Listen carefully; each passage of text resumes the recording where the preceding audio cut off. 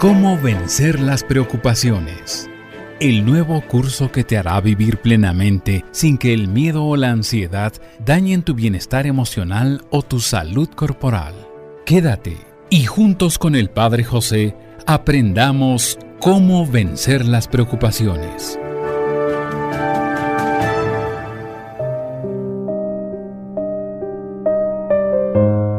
¿Qué tal, amigas y amigos? Qué gusto recibirlos una vez más en este programa en donde estamos tratando el tema de cómo vencer las preocupaciones.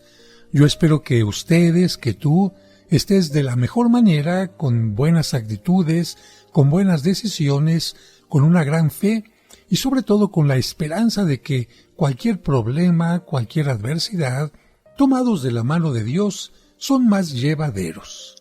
Hoy, como en los últimos programas, vamos a continuar escuchando algunas historias, algunos testimonios de personas como tú y yo, que se enfrentaron a problemas sumamente graves, pero encontraron una forma de solucionarlos. El primer testimonio, la primera historia de hoy, es de un empresario de radio, de William Ricardo. Así lo comenta. Uno de los momentos más amargos de mi vida se produjo un día cuando el juez, acompañado de los abogados de la compañía constructora Las Villas, llegó a mi casa para echarme a la calle con toda mi familia. ¿Por qué? Porque yo debía 10 mensualidades de mi casa y no había podido pagar últimamente ninguna. Estaba ganando salario mínimo y tenía que costear los gastos de una esposa, 3 niñitos y una suegra casi invidente. Jamás pensé que un día pudieran echarme de esta casa de la que ya había pagado las primeras mensualidades. Había pensado siempre que allí lograríamos pasar muchos años hasta ver crecer sanos y robustos a nuestros hijos, pero no pudo ser así. Ahora, esa compañía, con la frialdad de una computadora sin corazón, nos echaba a la calle con los pocos trastes que poseíamos. Por bondad de Dios, un buen sacerdote nos dejó ir a pasar la primera semana en un pequeño salón detrás de la sacristía del templo. Me senté sobre una caja y miré a mi alrededor.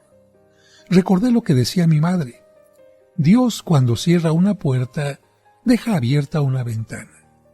Y lo que el profesor de religión nos enseñaba en clase: no lloren nunca por la leche derramada, porque con llorar no gana nada.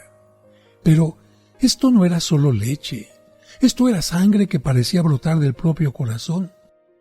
Recuerdo que en aquella hora trágica yo repetía las palabras del Salmo: no me abandones, Dios de mi salvación. Después de permanecer un rato sentado sobre aquella caja, sentí como una iluminación de lo alto.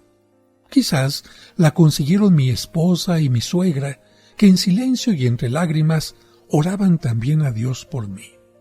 En ese momento me vino esta idea luminosa. Bueno, ya he llegado hasta el fondo y he logrado resistir. Ahora no me queda otro camino sino empezar a subir. Me propuse hacer una lista de los bienes que todavía me quedaban. Recordé el caso de aquel a quien le daban el pésame por haber perdido todo, y él respondió: no he perdido todo. Todavía conservo lo que soy, y esto es lo más valioso. Sí, todavía me quedaban mis ojos, mis oídos, mis manos y mis pies, una buena salud y una familia cariñosa, un temperamento activo y una buena inteligencia, la mejor religión del mundo y un Dios que jamás desampara a los que en Él confían. Con estos pensamientos empecé a trabajar con más entusiasmo que antes. La bondad de nuestro Señor me consiguió buenos amigos que me supieron ayudar oportunamente. Poco a poco, mi situación empezó a mejorar. Ahora, agradezco a Dios el haberme permitido pasar por tantas angustias, porque aprendí a comprender a los que sufren estas situaciones tan amargas y a no negar un favor a quien lo necesite si está en mi mano el poder hacerlo. Yo sé lo que significa llegar al fondo, hasta donde ya no se puede descender más. Y sé que esto no lo mata a uno, si uno no pierde la esperanza. Sé que los seres humanos, con la ayuda de nuestro buen Dios, podemos resistir más de lo que nos imaginamos. Ahora, cuando las ansiedades, los afanes, las incertidumbres y los problemas tratan de desanimarme, recuerdo aquellas horas amargas de hace tantos años y me repito este lema: si he llegado hasta el fondo y he podido resistir, ahora no me queda otro camino sino tratar de subir. ¿Qué lección sacaremos de esto? Que no hay que tratar de seguir aserrando el aserrín, que hay que aceptar lo inevitable pero sin perder la esperanza. Si ya no podemos bajar más, empecemos entonces a tratar de subir. Cuando escucho historias como esta, queridos amigos, me acuerdo mucho algo que ya les he contado en algún momento, que me sucedió con un sacerdote que fue como mi padrino, como mi mentor, para que entrara yo al seminario y que me apoyó muchísimo durante mi formación sacerdotal. Un sacerdote de una corpulencia bastante grande, es decir, no pesaba pocos kilos, sino por el contrario. Era una persona no obesa, pero sí con estos huesos pesados y músculos pesados que lo hacían bastante pesado. En cierta ocasión, cuando todavía era yo seminarista, con un grupo de sacerdotes, me invitaron a que viajara con ellos a Acapulco. Eran 3 días de vacaciones increíbles y llegamos a un hotel que tenía una alberca así como en forma circular. En el centro tenía una especie de islita, vamos a decir ahí, donde vendían algunas cositas, pero la alberca era así como un pequeño río, muy pequeño, que daba vuelta precisamente en forma circular. Pero la característica de esta piscina era que en un determinado momento empezaba a descender el piso. ¿Era para qué? Para que la gente que estaba acostumbrada a echarse clavados, no desde el trampolín, sino simplemente desde el piso normal, se pudiera echar un clavado sin ningún problema. La verdad no era muy profundo ese tramo, pero sí era mucho más profundo que toda la demás área. Este sacerdote no sabía nadar y, animado por los demás compañeros, se metió a nadar. El agua le llegaba un poco más arriba de la cintura, vamos a decir, hacia el área de las tetillas. Y con mucha tranquilidad estuvo ahí caminando, jugueteando, animado por los demás compañeros. Sin embargo, dijo: vamos a dar la vuelta. Pero él ni nosotros sabíamos que en esa parte de los clavados empezaba como una pequeña resbaladilla muy tenuemente a bajar. De tal manera que este sacerdote, muy confiado, empezó a bajar sin darse cuenta, y cuando menos lo esperaba, pues el agua ya le estaba llegando al cuello, y ahí vino lo trágico, porque se empezó a desesperar. Entonces, de hecho, ya era una parte muy pequeña la que faltaba para que tocara el fondo. Sin embargo, se empezó a desesperar, y como no sabía nadar y los demás sacerdotes estaban un poco lejos, yo me puse a pensar: ¿qué hago? No lo puedo cargar porque yo era una persona muy delgada, además no tenía una experiencia para cargar un peso tan fuerte, y entonces lo que hice, ¿qué creen que fue? Me sumí yo primero para ver dónde estaba el fondo. Me di cuenta que no faltaba mucho para que yo pudiera tocar el fondo, y por lo tanto él también lo podría hacer. Entonces lo que hice fue acercarme y le dije: cuando toque fondo se impulsa. Me fui encima de él y lo sumí. ¿Qué es lo que pasó? Que él se dio cuenta que el fondo no estaba tan lejos. Al llegar al fondo hizo como este movimiento de tijera que lo impulsó hacia arriba, y como la orillita estaba muy cercana a él, se tomó de la orilla, y de esta manera, ya tomado de la orillita de la alberca, regresó al punto donde podía caminar tranquilamente. ¿Para qué sirvió esta experiencia? Tocando fondo, él se dio cuenta que no podía bajar más, que no podía hundirse más, que ya había un tope, y a partir de ese tope lo único que había era la oportunidad de empujarse hacia arriba y salir. Bien, ¿por qué les estoy comentando esto? Porque en muchas ocasiones es mejor que la gente toque fondo para que empiece a salir. Si no toca fondo, es posible que la gente, como en el caso de este sacerdote, se pudiera ahogar. Hiciera intento de nadar, tomara agua, pero finalmente se ahogara y no pudiera salir. Y quiero seguir comentando esta historia, este comentario, este testimonio de William Ricardo, que nos decía: cuando hube llegado al fondo, me propuse empezar a subir. Lo importante que es llegar a tocar fondo y decir: no puedo bajar más. De aquí todo es solamente comenzar a subir. Y quiero tocarlo a propósito de este punto por aquellas personas que piensan que están ayudando a alguien a salir adelante cuando en verdad todavía no ha tocado fondo. Y por qué a veces es necesario que la gente toque fondo para poderle ayudar.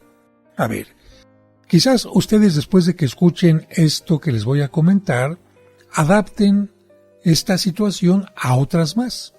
Pero en este caso quiero adaptarla concretamente al caso de un alcohólico. ¿En cuántas ocasiones han venido madres de familia, esposas e incluso hijos a decir: padre, es que mi papá toma mucho? Bueno, yo les pregunto, ¿toma mucho o es alcohólico? Porque hay una diferencia entre quien toma y quien es alcohólico. El alcohólico no puede dejar de tomar cuando empieza a tomar una pequeña gota de alcohol. El alcoholismo es una enfermedad que, si una persona la tiene, no puede dejar de tomar una vez que empieza a ingerirlo. De tal manera que esta persona puede incluso estar 5 años sin tomar nada, pero si después de 5 años toma un poquito, no puede volver a dejar de tomar hasta que haya nuevamente una etapa en la que tome conciencia de su problema y haga las acciones necesarias. Pero miren, hay casos concretos en los que, como les he dicho, viene la mamá, la esposa. Es que mi esposo es alcohólico. Bien, primer punto, su esposo tiene que reconocer el problema. Si el esposo no reconoce el problema, si el papá, el hermano, lo que sea, no hay nada que hacer. Va a ser un problema que va a tener también usted como esposa, porque va a tener que recibirlo borracho, va a tenerlo que recibir a la hora que se le pegue la gana, va a tenerlo que recibir con golpes, con moretones, quizás va a tenerlo que acompañar al hospital porque chocó, va a tener que verse perjudicado porque llega sin el dinero que se gastó y muchas cosas más. También esto le afecta a usted, pero no le toca a usted resolver el problema. El problema le toca resolverlo al alcohólico, a la persona alcohólica. ¿Qué es lo que puede hacer una persona para ayudarlos? Ponerles límites. Y en este caso es lo mejor para que estas personas lleguen a tocar fondo. Voy a poner el ejemplo. Imagínense un muchacho que es alcohólico y que la primera vez que se emborracha llega a la casa y la mamá le dice: mira, si vuelves a llegar tomado ya no te recibo. Pero resulta que la siguiente semana llegó tomado y la mamá lo recibió. Es que si vuelves a llegar tomado ya no te recibo. Al día siguiente volvió a llegar tomado y la mamá lo recibió. Es que si llegas tomado ya no te voy a dejar entrar en la casa, y no solamente eso, sino que no te voy a dar de comer. Pero ahí está la mamá dándole de comer, dándole de cenar, lavándole la ropa y todo. Padre, es que ya lo regañé. Padre, es que ya le dije, cuando llega borracho le dije, y hasta un día lo dejé sin comer. ¿Un día nada más? Bueno, yo me pregunto, si una persona se emborracha y aunque le griten, tiene derecho a entrar en la casa, tiene derecho a dormir en una cama, tiene derecho a tener sábanas limpias, tiene derecho a que lo levanten al día siguiente con desayuno, con comida, tiene derecho a bañarse, tiene derecho a tener su ropa ahí. Pues ¿cuál es el problema?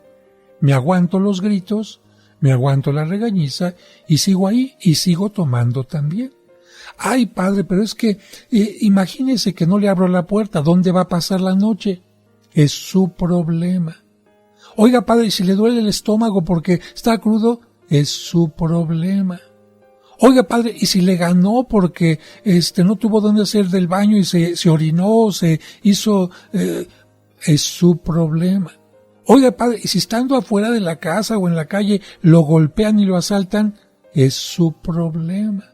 Oiga, padre, ¿y es que si lo llevan a la delegación? Es su problema. Y es que, padre, sí. Mire, fíjese, yo le aseguro que si a este hijo usted le sigue abriendo la puerta y dándole su caldito y todo, ese hijo nunca va a entender que tiene un problema y nunca va a poder salir de ahí. En cambio, si un día todas estas cosas que le digo le suceden, ¿verdad?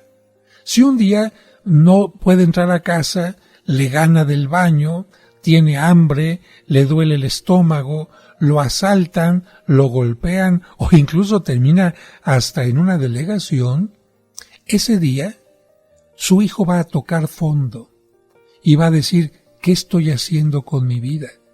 ¿Por qué estoy en una delegación? ¿Por qué me asaltaron? ¿Por qué me golpearon? ¿Quién ocasionó esto? Y solamente hasta que llegue a tocar fondo, se va a dar cuenta del problema y entonces, como este sacerdote que estaba en la piscina, cuando tocó fondo, ¿qué es lo que tenía que hacer? Ya no podía irse más a fondo. Simplemente todo empezó hacia arriba y surgió hacia adelante. Bien, ¿qué es lo que cuentan algunas personas que están actualmente en grupos de alcohólicos o de drogadictos anónimos? Padre, mis familiares me ayudaron durante un tiempo, pero no sirvió de nada. Me llevaron con un psicólogo, yo no quería ayuda. Me llevaron con un sacerdote, yo no quería ayuda. Me llevaron a terapia, yo no quería ayuda. Me llevaron a jurar a la basílica, yo no quería ayuda. Me invitaron a tal y cosa, yo no quería ayuda. Y por lo tanto, nunca pude salir, sino más bien me iba hundiendo y me iba hundiendo. Pero mis familiares no se daban cuenta de que cuando me iba hundiendo, ellos me levantaban tantito con ese caldito, me levantaban tantito con esa cama limpia, me levantaban tantito con esa ayuda y no me dejaron tocar fondo. Hasta que vino lo peor. ¿Y qué es lo peor para ti? Precisamente eso, cuando ya no se puede bajar más. Cuando, padre, tuve que chocar y me amputaron la pierna. Cuando, padre, mi esposa me dejó. O simplemente me dejó de querer. O simplemente se fue con otro. Cuando mis hijos me faltaron al respeto, cuando uno de ellos incluso llegó a golpearme. Cuando perdí mi trabajo. Cuando empecé a quedarme ciego por estar combinando el alcohol con la diabetes. Cuando esto, en ese momento, padre, tengo que reconocer que bendigo a Dios porque toqué fondo y a partir de ese momento no me quedaba otra sino comenzar a salir adelante. Y yo le digo a la gente, miren, hay una historia que precisamente nos habla de tocar fondo en la Sagrada Escritura. Y esta historia es la que se llama el Padre Bueno, o el Hijo Pródigo, o el Hermano Malo, porque se puede llamar de acuerdo a los personajes que están en ella. En esta historia está un hijo con todas las bendiciones, está en la casa paterna, tiene comida, tiene techo, tiene vestimenta, tiene el cariño del papá, pero es un hijo rebelde y quiere conocer el mundo. Creo que esto no está mal. Que un hijo quiera conocer el mundo está bien, pero siendo responsable, siendo cuidadoso, viviendo los valores. ¿Cuántos hijos salen de casa, pero no van a echar a perder su vida? Salen de la casa y van a estudiar, van a trabajar, van a conocer el mundo, a viajar, y sin embargo, con un respeto, con un cuidado muy especial. Pero no, lo que hizo fue gastarse todo el dinero del papá, que tanto le costó al papá, como si no valorara el trabajo que el padre hizo para poder obtener esos recursos. Bien, se lo gasta todo, y no en estudios, no en poner un comercio, no. Nos dice la Escritura, se lo gasta en malas mujeres, en borracheras, y sin embargo su soberbia, después de que se equivocó, no le permite admitir que se equivocó. Él está bien. y la situación en aquel país se empeora tanto que termina en uno de los trabajos peores, que para los judíos es cuidar cerdos, porque para un judío un cerdo es algo que ni siquiera se puede tocar. Tuvo que llegar a este grado incluso de quererse comer lo que comían los cerdos para decir, ¿qué estoy haciendo aquí? Voy a regresar a mi casa y aunque mi papá no me reciba como su hijo, mi papá es tan bueno que hasta a los criados los trata mejor de como me están tratando aquí. Voy a regresar y decirle, papá, recíbeme como a un criado. Bueno, este hijo tuvo que tocar fondo para poder regresar a la casa paterna. ¿Cuánta gente hay que, lamentablemente, se alejaron tanto de Dios que tuvieron que tocar fondo para regresar a Él, para regresar a la pareja, a la familia, o simplemente para regresar a ellos y encontrarse consigo mismos? Vamos a escuchar ahora el testimonio de un campeón mundial de boxeo. Me refiero a Rocky Marciano. Este testimonio lo vamos a titular Las 3 armas con las cuales logré derrotar a su mayor adversario, a la preocupación. Así lo cuenta él. Durante mi carrera de boxeador, encontré que la preocupación era un adversario más peligroso que los pesos pesados con los cuales tenía que enfrentarme. Comprendí que tenía que aprender a no preocuparme porque, si no, la preocupación disminuiría mi vitalidad y me alejaría de los triunfos. Y logré descubrir 3 armas para derrotar a las preocupaciones. Primera, dedicarme con todo el entusiasmo posible a lo que tenía que hacer. Por ejemplo, mientras luchaba con estos terribles boxeadores de fama universal, me decía a mí mismo palabras de ánimo. No me derrotará, lograré vencerlo, nada me detendrá hasta alcanzar la victoria, etc. Estos pensamientos positivos y entusiastas me ayudaron mucho y hasta lograban que casi no sintiera los duros golpes que recibía. Era tal el entusiasmo que yo trataba de poner en lo que tenía que hacer, que el boxeo, más que una lucha, se me convertía en una agradable diversión. Trataba de sentir agrado por lo que tenía que hacer. Mi segunda arma, recordar que la preocupación no me servía para nada y sí podía hacer mucho mal. Cuando más recio me atacaba la preocupación, era cuando me preparaba para los grandes combates. Me romperán una mano, me dislocarán un tobillo, sufriré una grave herida en una ceja y la sangre no me dejará ver bien. Cuando estas preocupaciones empezaban a llegar como nubes negras a mi alma, me miraba al espejo y me decía, a ver, ¿qué idiotez estás cometiendo al preocuparte por esto que todavía no te ha sucedido y que tal vez no te sucederá nunca? La vida es breve. Solo tengo para vivir unos cuantos años y no los puedo malgastar miserablemente dedicándome a las preocupaciones que no hacen sino dañarme los nervios y acabar con mi salud. Preocuparme es destruir mi salud y esta es demasiado preciosa para malgastarla en estos afanes inútiles. Esto lo fui repitiendo noche tras noche y año tras año y me fue de gran utilidad para alejar la preocupación. Mi tercera arma, y tengo que reconocer que la mejor, fue la oración. Mientras me preparaba para un combate, siempre rezaba varias veces al día. Cuando estaba en el ring, siempre rezaba unos momentos antes de que sonara la campana para empezar el round. Esto me ayudaba a luchar con valor y confianza. A lo largo de mi vida, nunca me he ido a la cama sin rezar mis oraciones, ni tampoco me he sentado a la mesa sin agradecer a Dios por el alimento. Mis oraciones han sido contestadas por Dios maravillosamente vez por vez, miles de veces, siempre, y por ello le estoy muy agradecido a nuestro Señor. En verdad que sí tenía razón el que redactó el Salmo número 3, cuando escribió, «Aunque un ejército luche contra mí, nada temo, porque mi Dios va conmigo». Hasta aquí, el testimonio de Rocky Marciano, campeón mundial de boxeo. Uno nunca se imagina, queridos amigos, a un boxeador haciendo oración.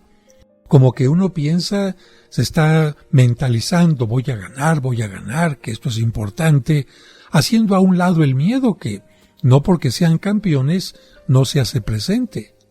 Hay que tomar en cuenta que los boxeadores también son como tú y como yo, personas normales que quizás se tienen que enfrentar ante algún adversario en un ring.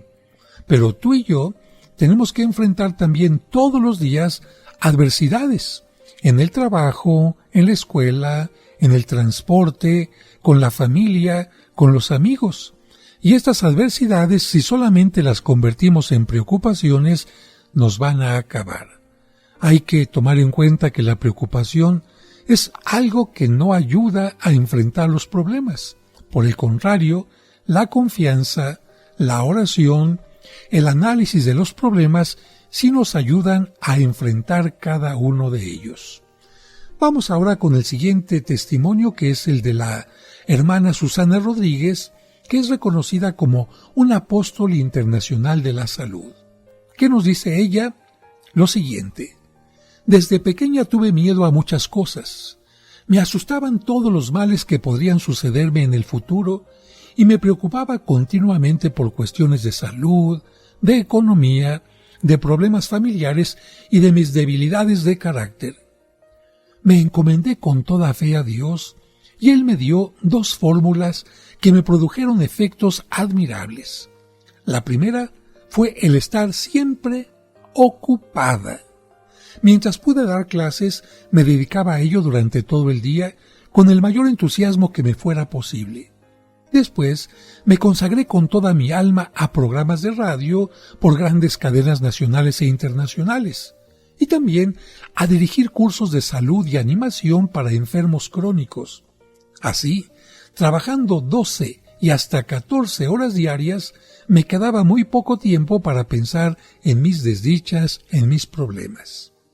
La segunda fórmula ha sido el anotar y recordar todo lo positivo que hay en mí.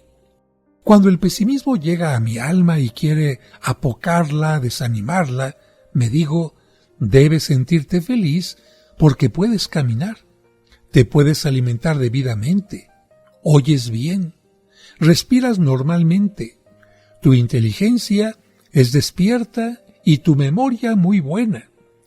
Tienes capacidad de hablar con facilidad, te sabes hacer querer y estimar. Tienes el don de la fe y de la esperanza. Amas y te aman.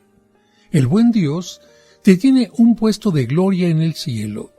No debes olvidar esto nunca, nunca. Mi propósito ha sido el de crear una conciencia y una costumbre positiva de agradecimiento a Dios por tantas bondades que ha tenido para conmigo. Cada mañana cuando me despierto, doy gracias a Dios por todos los inmensos favores que me va dando. Y cada noche hago una pequeña lista de los regalos que he recibido del Señor para darle gracias. Hasta aquí las 2 fórmulas de la hermana Susana Rodríguez. La primera recuerda estar siempre ocupado, ocupada. Y la segunda, anotar y recordar lo positivo que hay en ti. Esto es muy importante y tiene relación con la autoestima baja o autoestima normal o sana. Recuerda que una persona con baja estima siempre toma en cuenta, siempre anota, siempre subraya todos sus errores, todas sus cosas negativas y claro, esto le hace convertirse en una persona pesimista, ver siempre nubes negras en el futuro, pensar que los problemas empeorarán y no tendrán solución. En cambio, una persona con sana estima fue educado de otra manera. Sus padres no le subrayaban únicamente lo malo, los errores, las carencias, sino sus padres y sus maestros subrayaban sobre todo sus cualidades. Y esto logra un cambio en la mentalidad de cada persona. Todas las personas tenemos debilidades y fortalezas, absolutamente todas. Tanto tú como yo tenemos cosas en las que no somos muy buenos, en las que fallamos, Ya desde la escuela nos dábamos cuenta que a algunos no les gustaba el inglés, o a algunos les costaba mucho las matemáticas, o la biología, o la historia, y en cambio otros eran muy buenos para eso.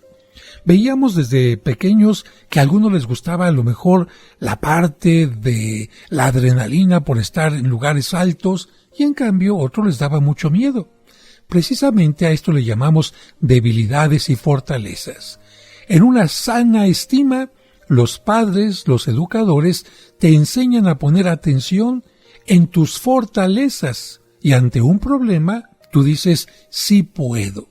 En cambio, cuando los padres o educadores ponen la atención y te subrayan tus debilidades, cuando viene un problema tú dices no puedo. Por eso, como decía esta hermana, hay que subrayar y hay que anotar constantemente todas las cosas positivas que vives, que tienes cada día, para que tu autoestima te ayude a vencer las preocupaciones. Nuestro siguiente testimonio va a tener el título de La receta de un especialista. ¿De quién se trata? Bueno, el nombre no importa tanto, Luis Bernal, porque no lo conoces. Lo que sí es importante es que él es el gerente de una importante cadena de librerías. Así cuenta su historia. Empecé mi carrera de vendedor de libros con una simple venta de libros viejos y usados. Los guardaba en una caja de cartón. Más tarde conseguí que en un pequeño zaguán me dejaran un rincón para vender allí mis libros de segunda mano. Descubrí entonces que yo tenía la cualidad especial de saber tratar bien a los clientes y por lo tanto de ganarme su buena voluntad. Compraba, por ejemplo, en 6 pesos un libro usado, le borraba el nombre del antiguo dueño, le ponía un poco de talco por los bordes y lo vendía en 10 pesos. Como el negocio progresaba, tomé en renta un pequeño local y le coloqué el flamante nombre de Librería Nueva. Pronto tuve que contratar varios empleados y ahora no solo vendía libros de segunda mano, sino también nuevos y de muy alto costo. Pero resultó que unos amigos adinerados dispusieron fundar una cadena de librerías por toda la gran ciudad capital y conociendo mis cualidades, especialmente para vender y para tratar bien a los clientes, me dieron un título que me agradaba: administrador general. Esto, claro, me proporcionó un imponente despacho con aire acondicionado, 2 secretarias y la capacidad de tener a mi cargo 75 empleados. Quedé muy impresionado. Empecé a hablar con mucha solemnidad, tomaba decisiones con gran autoridad y almorzaba a toda prisa. Estaba convencido de que todo el éxito de la cadena de librerías dependía de mis decisiones y que los resultados finales estaban completamente en mis manos. Resultado: en menos de un mes empecé a sentir en el estómago dolores y malestares como de quien tiene úlcera o cáncer estomacal. Antes me encantaba reunirme con mis colaboradores a estudiar planes de ventas y promociones ahí en mi pequeña librería, pero ahora tenía que reunirme con un montón de empleados de las distintas librerías y estas reuniones acabaron por aterrarme. Después de cada una de ellas me sentía enfermo. Varias veces mientras iba manejando el automóvil tenía que orillarme y bajarme a respirar profundamente porque me parecía que a mi cerebro no le estaba llegando bien el oxígeno, o bien el oxígeno necesario. Siempre tenía la impresión de que había 1000 cosas que hacer y muy poco tiempo para hacerlas. Me sentía totalmente impotente para lograr realizarlas todas. Tengo que aceptar que esta fue la enfermedad más penosa en mi vida. Sentía una terrible opresión en el pecho y en el vientre. Perdí peso, se me iba el sueño por la noche. Finalmente, tuve una consulta, diría yo, costosa, pero provechosa. ¿Por qué? Me aconsejaron consultar al doctor Borda, estimado profesor de medicina en la Universidad Pontificia Javeriana. Este buen médico me mandó a hacer todos los exámenes que acostumbran efectuar en un centro médico, hasta endoscopía y radiografías, todo, un estudio completo. Y ya se imaginarán el costo de estos estudios. Cuando llevé el semejante montón de endoscopías, fluoroscopías, radiografías, exámenes de sangre y de todo lo demás, el doctor Borda, echándose hacia atrás en su cómodo sillón y mirándome fijamente, simplemente exclamó: Don Luis, lo hemos sometido a todas las pruebas imaginables. Esto era absolutamente necesario, aunque la verdad, yo sabía que usted no tenía ni úlcera, ni cáncer, ni ninguno de esos otros males que se imagina tener. Pero también sabía que usted, con ese temperamento tan nervioso y esa dedicación tan exagerada a sus preocupaciones, no me iba a creer si no veía los resultados de todos estos exámenes. Y continuó diciéndome: mi receta principal, escuche bien, mi receta principal es esta: deje de preocuparse tanto. A usted le quedan dos caminos: o tomarse un montón de calmantes, ponerse dolorosas inyecciones y aliviarse por un tiempo, para luego volver a empeorar y tener que venir otra vez a que yo le cobre un dineral por la consulta y que le vuelvan a sacar montones de exámenes médicos. O el otro camino más sencillo y barato: dejar de preocuparse tanto. Por ahora, le doy este frasco de pastillas para los nervios. Y le aclaro, si no deja de andar preocupado, prepárese para el gasto bastante fuerte que va a tener que pagarme en su próxima consulta. Luego, el doctor me despidió con una amplia sonrisa. Tengo que reconocer que esto de dejar de preocuparme no lo logré aquel mismo día ni en media semana. Tuve que seguir tomando pastillas para los nervios cada vez que sentía que llegaba la depresión.